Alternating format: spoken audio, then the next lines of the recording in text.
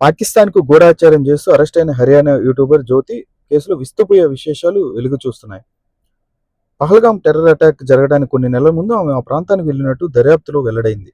ఇక పాకిస్తాన్ ఐఏఎస్‌తో సంబంధాలున్న ఆ దేశ హైకమిషన్ ఉద్యోగి డానిష్‌తో జ్యోతికి సన్నిహిత సంబంధాలున్నట్లు తెలుస్తుంది. ఏప్రిల్ 22న పర్యాటకులపై భీకర ఉగ్రదాడి జరిగిన సంగతి తెలిసింది. ఈ ఘటనకి 3 నెలల ముందు జ్యోతి పహల్గామ్‌కి వెళ్లి అక్కడ వీడియోలు తీసినట్లు సమాచారం. ఆ సమాచారాన్ని పాక్ ఏజెంట్లకు చేరవేసి ఉంటుందని అధికారులు అనుమానిస్తున్నారు. దీనిపై పోలీసులు మరింత లోతుగా దర్యాప్తు చేస్తున్నారు.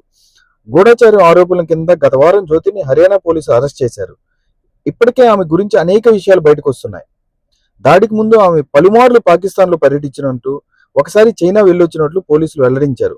ఆపరేషన్ సింధూర్ అనంతరం నెలకొన్న ఉద్రిక్తల సమయంలో ఆమె ఢిల్లీలోని పాక్ రాయబారి కార్యాలయంలోని జ్యోతి వెళ్ళి అక్కడ డానిష్తో మాట్లాడి వచ్చినట్లు, ఆ తర్వాత కంటిన్యూగా ఆమెతో టచ్లో ఉన్నట్లు నిర్ధారించారు. జ్యోతిని అతడు ట్రాప్ చేసినట్లు గుర్తించారు. ట్రావెల్ బ్లాగర్, యూట్యూబర్ అయిన జ్యోతి ట్రావెల్ విత్ జో అనే పేరుతో యూట్యూబ్ ఛానల్ నిర్వహిస్తుంది. 2023లో పాక్ వెళ్లిన సమయంలో డానిష్ ఆమెకు పరిచయం అయ్యాడు. భారత్కు వచ్చిన తర్వాత కూడా అతడితో సంప్రదింపులు కొనసాగించినట్లు పోలీసు దర్యాప్తులు వెల్లడైంది. అతని సూచన మేరకు అలీ హసన్ అనే వ్యక్తిని ఆమెను కలిసింది. అతడు పాక్ నిఘా, రక్షణ విభాగాలకు చెందిన వ్యక్తులను జ్యోతికి పరిచయం చేసినట్లు సమాచారం.